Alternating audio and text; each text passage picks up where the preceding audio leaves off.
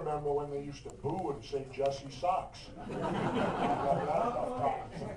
got that enough times in my life, so it's kind of strange to get applause and that, but it's great to be here. I just arrived a day ago from New York, and we were out there, and the book is doing phenomenal, which I'm pleased over.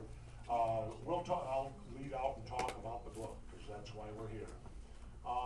And then I'll take questions. If people have them, I'm fine with that too. And you can vary off the book if you'd like, you know, because you always will get a wrestling question. I have to tell you, it amazes me because I've been out of the wrestling business now for 20 years. I left in 1990. Where does the time go? Whoa. And so it's been 20 years since I've been in that business. But the book, American Conspiracies, when Skyhorse first came to me with this idea, or asked me to do the book, myself and Dick Russell, who I might add, let me say, this book would not be done without Dick Russell, because Dick Russell's the guy that can do the research. That's not my strong point, is research, and Dick did one whale of a job on the research, and then of course we collaborate from that point after he did all the research. But when they first approached me with this book, American Conspiracies, I turned them down. I didn't want to do it. But then I thought for about 2 weeks on it.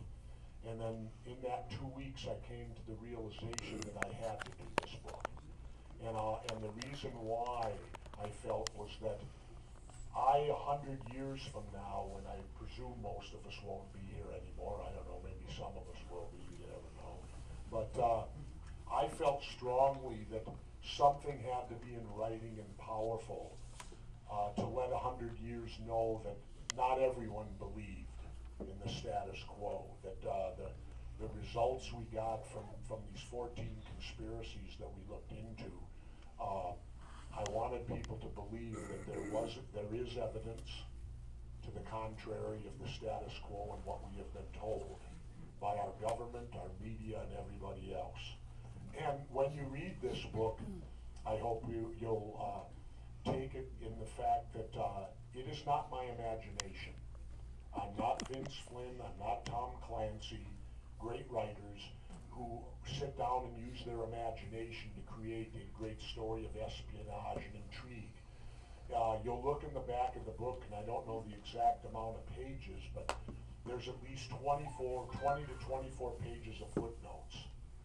So as you read a paragraph, and if you question it, there'll be the little number. You can go to the back of the book and learn exactly where it came from, you know, where the knowledge was given. Because, again, this isn't me and I do offer my opinions, but the chapters are all based on facts that we have dug up. And the most shocking to me of the 14 conspiracies we cover is the fact that, believe it or not, Richard Nixon may have been set up.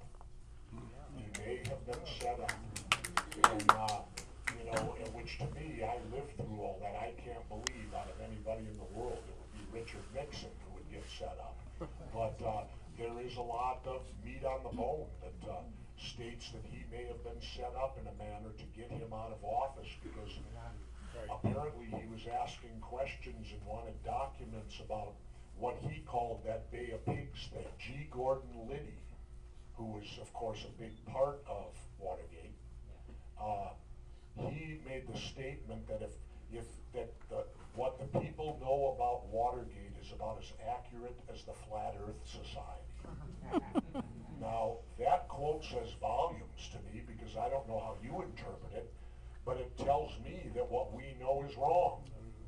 That Watergate was done for some other reason other than to, you know, infiltrate the Democratic headquarters and do whatever it was they were going to do. And there's indications that they may have botched the burglary on purpose. We also cover the one you're not allowed to talk about. You're not allowed to say anything about. You can't ask anyone about 9/11. And the 9/11 troubles me greatly. And especially, you know, you have people will attack you and say, well, how can you say these things? And I always ask them, well, what research have you actually done except listen to soundbite news? I got news for you people, I've been waterboarded. When I was in the SEALs, before you could go into the combat zone, you were required to go to what they call SEER school, which is Survival, Escape, Resistance, and Evasion, where all of us were ultimately waterboarded there. It is torture. Don't let anyone tell you different. And when a Navy SEAL tells you something is torture, believe it. Because nobody knows the pain and suffering you go through to become one. And no, we're not Rambo, we're a team. Rambo would never make it in the SEALs, because as a SEAL, you work as a team. You learn quickly that you yourself cannot accomplish anything, but as a team you can accomplish great things. Because of the fact that if you're going to be a country that operates by the rule of law, well, that means you have to follow the rule of law even when it's inconvenient, not only when it's convenient. And I don't know how many know, but Yale University every year has a top 10 quotes of the year, and apparently they kind of put them in stone. They have them every year forever. Well, last year I made the Yale top 10 quotes, and they don't have them in any particular order. And it was from what I said on the Larry King show one night. Torture was the subject. And I looked at Larry and I said, Larry, I said, you give me Dick Cheney a waterboard in 1 hour, and I'll have him confess to the Sharon Tate murders. Now, I've since corrected myself. That wouldn't happen, because with Cheney's bad ticker, he'd never last an hour. He'd been waterboarded. He couldn't take it. He would never take it. But when they say Khalid Sheikh Mohammed confessed, well, I got news for you, people. Waterboard any one of you 180 times and you'll confess too. That's why we don't allow it in our regular judicial system, because anything taken under torture is simple. If you're being tortured, you're going to say whatever it is you have to say to stop the torture. So why do you think they don't want to try these guys in open court? Because all their confessions would be thrown out. And then when you look back at what I told you about the FBI website, let's see some evidence. You know, I'm now being lumped in as a conspiracy theorist. Well, isn't the government also?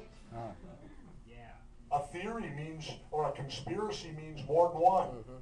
Don't mean 1,000, it means more than one. If two people get together and plan anything, that's a conspiracy.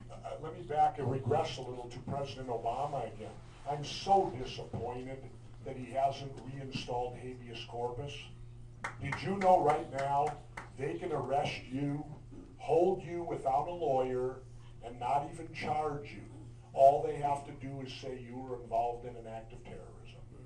What? And they can indefinitely hold you and not even let you see a lawyer technically because of that lovely page. I'll say this, if another one of us predator becomes governor, you know, then I will start looking at, yeah, you know, I'll say this though, I won a real election, he did. I'm going to chastise you all for a minute on this one. How can the state of California make a signature more powerful than a vote? They did it, not us. Wait a minute. You elect? No, it's the way your state runs. Then you elected Gray Davis, and then 9 months later, you got petitions going all around signing to take him out of office, and there was nothing that said, "Did you vote?" Anyone could sign the petition, whether you voted or not. So you guys made a signature more powerful than a vote. That's wrong, people. Yep. Now I'm going to follow it up with this, though. You have a way to redeem yourselves. And you know what that is? Legalize marijuana. Enough of this war on drugs. Legalize it, people. You can lead the nation. You can make amends for every bad thing you've done here in California. And if you do this, I think it's going to go like wildfire all the way across the country. Because, and the only reason is the money. Follow the money. Every state's in severe debt right now. Instead of paying to fight the war on drugs, let's start taxing it. Yeah. Well, but I've done both. I admitted that. And I'll tell you this, I've behaved far worse on alcohol than I ever have on marijuana. My mother, before she passed away, told me the war on drugs is identical to the prohibition of alcohol. All it does is make criminals wealthy.